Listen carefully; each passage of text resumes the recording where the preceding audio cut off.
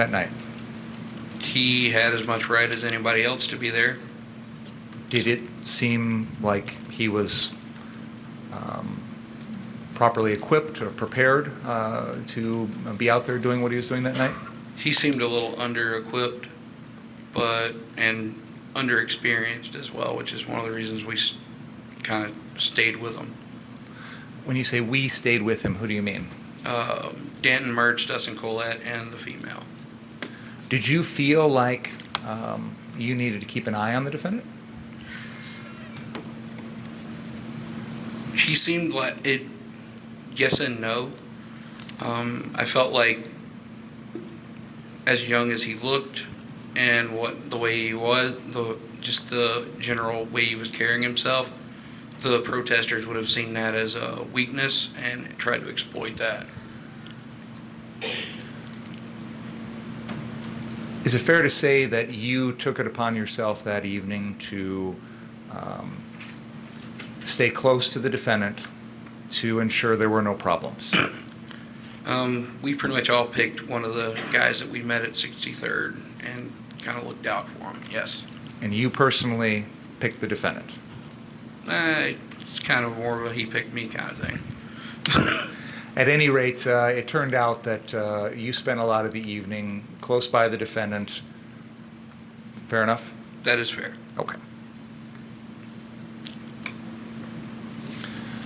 One of the things that the defendant was asking you about was your military experience. Is that right? This is correct. What did you tell him about that? I just told him about the various deployments and what I'd done while I was there. Now, you mentioned earlier that when you arrived at the 59th Street Car Source, it was a little after 8 o'clock, a little after curfew. Can you describe for us what the scene was at that location at that time? Most of the cars in the parking area had been burned out. The building itself had been boarded up pretty good. You could see some evidence on the side of the buildings where people had thrown things at it to try to start it on fire. But other than that, it typical looked like a war zone, is what I would say. What about the street in front, Sheridan Road, in that area? Were there a lot of people around at that point? At the time, it was mostly law enforcement and people similar to us milling around.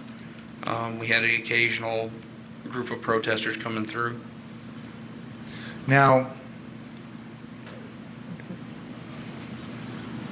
there are, on that particular evening, there are protests that were going on in Kenosha. Were you aware of that at the time? Yes, we could see them up by the courthouse from that position. Is it fair to say that when you first got to Car Source, most of the protesters and most of the protest was north of your location? That is correct. Closer to Civic Center Park, which is right out in front of the courthouse? That is correct. Okay.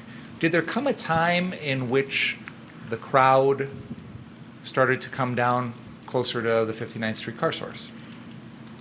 Before the police started to push them towards us, there were some folks that came through. Most of them were carrying fire extinguishers and said they were putting out fires and whatnot. You mentioned the police pushing them to you. Did there come a time when that happened? Yes. I've seen statements at various times where you have talked about hearing the police say something about what the plan was or what they were intending to do. Did you ever talk to any law enforcement officer that Yes. night? And did they tell you something about what the plan was? Yeah, right before, I want to say around 9 p.m., me and Kyle were walking down to the Ultimate gas station, and we encountered a female deputy. And she told us, hey, we're getting ready to start pushing them down, you guys. Once that happens, it's kind of going to be on you guys. And she got in her patrol car and left. Who was that person? I didn't get a name. So your understanding was that the police were going to move all these protesters into your area and give you the job of taking care of them? She didn't insinuate that so much as it seemed like what was likely going to happen. Do you know what the rank of this person was that you spoke to? Was this a captain, a lieutenant, a sergeant, anything like that? I didn't see any rank. Other than that, did you speak with any other law enforcement officers about this notion? No, And you said the defendant witnessed that. that's correct.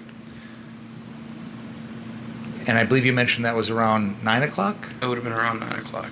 Had the police already pushed the protesters down your way at that point, or did that come later? That came a little bit later. They started pushing them around 9:30, 10. Okay.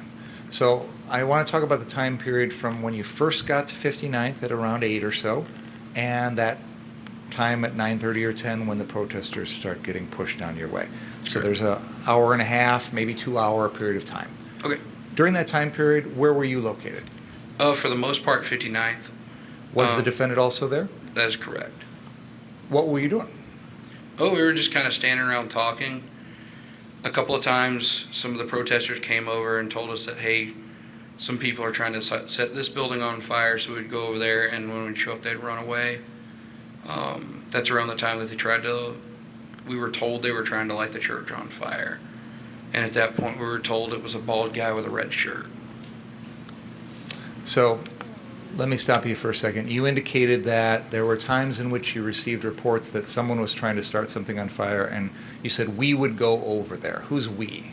It was a mix each time. Did the defendant ever go? He went with us at least once when we went over to the Stella when they were trying to break the windows out over there. Okay. So tell me what you remember about that. So the same protesters that were carrying fire extinguishers before, they were from Kenosha. They had stopped and talked with us quite a bit. In fact, we'd helped them carry somebody from up at the protest back beyond the police so they could take them to the hospital. And the defendant helped with that as well. They came running down because there were, in their words, there were people trying to break into the Stella and light it on fire. Somebody had pointed a gun at them, and the cops weren't around. So we headed across the other car source facility, across the way into the burned out cars, and there were 3 to 4 subjects breaking out windows on the Stella and just milling around over there. And once we got to within 100 yards of them, I believe it was Colette, yelled out at them. They turned and saw us and they ran off.